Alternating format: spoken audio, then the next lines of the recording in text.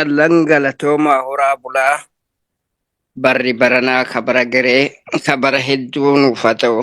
Egaa akkuma walii galaatitti kaleessarra har'a caalaa har'arra bori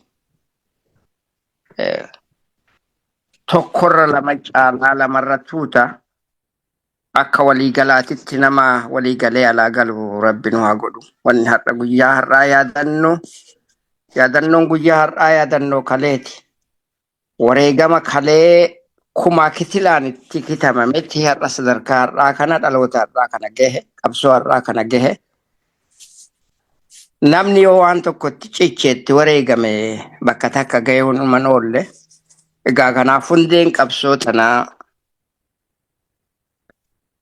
hundee sababa gabrummaati jechuudha. Gabrummaa qawween dhuftee qawween kaafna kan jennu dhalti Oromootti wareegamuun keessattuu waraanni bilisummaa Oromoo wareegama bara baraan kafaleen har'alleen dhaloonni har'a jiru kun wareegama isatti dabree jira jechuudha. Kanaafuu barri baranaa 2026 bara bilisummaa walabummaa fi birmadummaa nuuf haa ta'u. Bara tokkummaa, bara jaalalaa, bara woloodhaan gamtaadhaan ilaamiidhaan wal dhageennee haasofnee wal mari'annee bilisummaa birmadummaa fi walabummaa Oromiyaa gonfannu rabbi nu haa godhu. Egaa akkuma walii galaatitti gabrummaan nam tokkotti hin dhufne, namni tokko gabrummaa keessaa nama hin baasu. Gabrummaa woloo biyyarraa kaateeti wareegama kana kafalaa jiru biyya namaa fi bineensi Oromiyaa keessa jirullee har'a kabajaa dhabuun gaafuma gabrummaa jalatti kufnarraa ka'eeti jechuudha. Kanaaf akka kanaan addi bilisummaa Oromoo ABO'n qabsoo hidhannoo hadhooftuu gaggeessuun diinan kokkee wal qabee guyyaa guyyaadhaan waan inni wareegama kafalee dhiigni isaa jiguuf waan amma jennu kana biyya walabummaadha, bilisummaadha, mirga ilma namaa jechuudha. Mirga ilmi Oromoo dhalootaan qabu, aadaan qabu, safuun qabu har'allee tiksee fi aadaa san safuu sanii fi mirga akka dhalaatitti inni qabu tiksee biyya guddoo Oromoo dhaalchisuudha jechuudha. Dirqamni waraana bilisummaa Oromoo waan amma jenne kana qawween impaayera humnaan itti fa'amte sana qawwee san irraa qolachuudhaan irraa kaasuudhaan mirga Oromoo dhalootaan qabaachaa ture, mirga Oromoon aadaan qabaachaa ture, mirga Oromoo woloon safuu inni qabaachaa ture deebisee fi Oromoo gonfachiisuudha jechuutti uwwisuudha.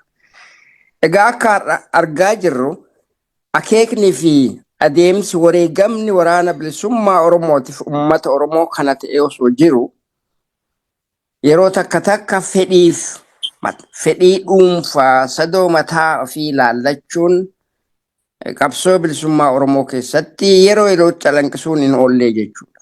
Sadoo mataa ofii, bu'aa mataa ofii ufoo jennee kan himnu kana ufuttummaan hin dhabamne jechuudha. Haa taatuti akkuman seensa kiyyarratti jedhuuf laale namni tokko nama lamatti irra caala, nama lamarra tuutatu caala. Akkuma kaleessi har'i kalee caalu borimmoo har'arra caaluu malaa jechuudha. Guyya guyyaadhaan guddinni ilma namaa nam tokkeerra mataa hedduu yaadutu bu'aa qabaachuu kan jennu har'a irra guddaan qancariisa qabsoo adda bilisummaa Oromootiin geggeeffamu keessatti of laaluudha.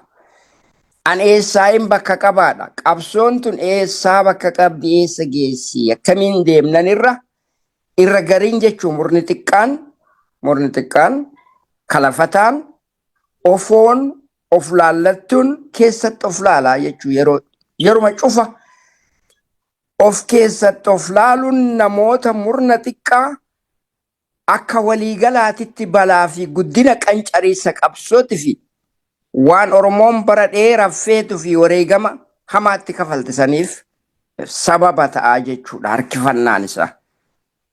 Egaa wareegama Oromoon kafaltee himneetillee jenneet illee hin finnu guyyaa guutuu miti waggaa guutuu haasofne illee hin finnu haasa'an yoo taate jumlaadhaan nama kumaatamoota lakkaa waraabessi nyaachuudhaan ilmi garaatti dhalatin daa'imti garaa keessa jiru wareegama kafaluudhaan jaarsi ganna 80 wareegama kafaluudhaan ummanni Oromoo akka waliigalaatitti akka bineensatitti adamfamee lafarraa buqqa'ee biyyaa bahee bineensi nyaatee galaanni nyaatee qurxummii firbaata ta'uun sababuma gabrummaadhaan woloodhaan baroota dheeraa kanaaf gabrummaa jala turuu keenya ta'uun kanaaf jenna nam tokkeen bu'aan mataa nam tokkoo bu'aa ummata bal'aatii fi gartee furmaatan ta'uu jennee wanneennuuf kalafattummaan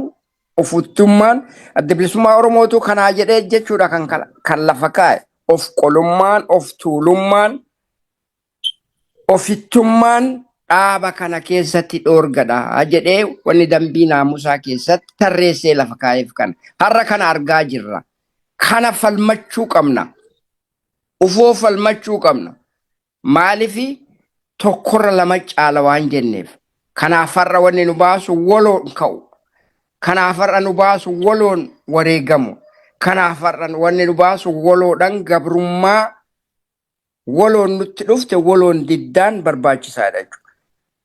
Kana godhuuf waraanni bilisummaa Oromoo kallattiidhaan lubbuu deebii hin qabne lubbuu isaa ka ol kaayata hin qabnee fi kan boruun fudhadhaa achi naateetti hin qabne kafalee ummata Oromootiin ifatti baasa jedhee halkanii guyyaa gaaraa qilee keessa deemaa jira jechuudha. Egaa kana keessatti immoo danta laallattoonni bu'aa mataa ofiitiif kaleelleen har'alleen ni jirtii jechuudha. Bori akka itti fufne godhuun immoo dirqama har'a dhaloota qabsaa'ota har'a jiru kana ta'uu qaba. Kalee ture warra dhufoon har'allee jiru argaa jirra. Borillee akka itti fufne immoo nurratti akka dhaabbatu gamtaa qabsaa'ota waliigalaatiif umman Oromootillee beekuu kan qabu warra maqaa Oromootiin maqaa qabsoo Oromootiin dantaa mataa ofii ilaallatu argaa jirraa jechuudha. Qabsoo rimootiin to'achan bara qabsoon 1998 irraa ka'ee dirree baqataa baqattummaatti galtirraa ka'ee har'alleen baqa keessa ta'anii qabsoo Oromoo rimootiin to'achuudhaaf tattaaffii godhuun waan bu'aa qabsoo Oromootiif fi uummata Oromootiif qabuu miti. Qabsoo Oromoo kallattumaan seenaa kan kakataniin qabsoon Oromoo dirree irraa ta'udha. Dhugaadha akkuma adda bilisummaa Oromoo hogganni isaa miseensi isaa guututti dirree irraa ta'uu qaba. Har'alleen taanaan adda bilisummaa Oromoo ABO'n hogganni isaa dirree irraa wareegamni inni kafalu bu'aa walabummaa Oromiyaatiif bilisummaa Oromootiif birmadummaa mootummaa Oromiyaa gadi ijaaruudhaaf akka qooda guddaa kafalu nuti miseensonni deeggartoonni ABO biyya alaatiif bakka fedhe haa jiraatu jirru cuftinuu gamtaan ka'uudhaan waraana keenya akka ija takkattiitti bira dhaabbachuudhaan waraanni bilisummaa Oromoo akka abdiidhaan kaayoo abdiin eeggannu kanaan nu gahu gamtaan bira dhaabbachuun barbaachisaadha. Kana godhuudhaaf tokkoffaa gamtoomuu qabna tokko ta'uu qaba. Hawaasni Oromoo bakka fedhe jiru qabsoo isaa ka isaa ta'uu beekee waraana bilisummaa Oromoo bira gamtaan akka dhaabbannuu fi ufoo fi anassii beekaa akka ofirraa dhorku. Anatu nutu walii beekaa, nutu waliin godha, nutu waliin jira. Maaliif kalee waliin du'aa ture hawaasni kun? Umman Oromoo waraana bilisummaa Oromoo osoo nyaatin nyaachisaa ture, nyaachisaa jira, borullee nyaachisuuf deema. Nyaachisa qofaan osoo hin ta'in waraanni bilisummaa Oromoo har'a waamnu kun eessaa bahee hundeessaa yoo laalle hawaasa Oromoo jiru kanarraa bahe. Dhalootanilleen taanaan golga ta'ee fi of keessatti qabate akkuma na dura jaallugoomsan jedhuuf yaale san manyi takkaahummoo danqaraan waraana bilisummaa Oromoo keessa golgatu ummata Oromoo ta'uun diinafillee nuufillee ifaadha jechuudha. Yoo ummanni Oromoo har'an jiraatin waraanni bilisummaa Oromoo inuuyyuun dhalatu ka irraa dhalatu hawaasa kana ka keessa taa'u hawaasa kana ka inni du'uufillee hawaasa kana yoo akkanaa yoo irraa dhalatte hawaasni kee hin jiraatin yoo hawaasa keeti ati duuti teetillee immoo hawaasa kee ifa baasuu yoo ta'e bifa kamiin maqaa kamiin akkam taatee hawaasa kee tuffatta hawaasa kee ol'aantummaa keetti argisiisuun kun egaa ani akka naa galutti hawaasni kun gooftan keenya ummata Oromooti jennee amanaa ummata Oromootirratti dantaa barbaajachuu waan hin taaneef tokko hawaasni Oromoo qabsoon tanta isaa ta'uu beekun maaliif ilmi har'a qabsaawaa jira ilmi har'a sii du'aa jiru ilmi har'a wareegama kafalaa jiru ilma kee ta'uu ilmi wareegamaa jiru kun bobaatee jala taa'ee ati golga taate fi akkuma diinni piipin diinni jedhe qabsoo Oromoo balleessuuf agartee akka qurxummii qabu bishaan goysuu jedhe san qabsoo Oromoo balleessuuf ummata Oromoo balleessa malee Oromoon hin badduu kan jedhe dhuga. Haga Oromoon tokko jiru qabsoonni jirtiin dhugaadha. Adda bilisummaa Oromootillee akkasitti aman. Bakka Oromoon tokko jirutti qabsoon Oromoo yookaan adda bilisummaa Oromoo ni jira kan jennutti amannaa jechuudha.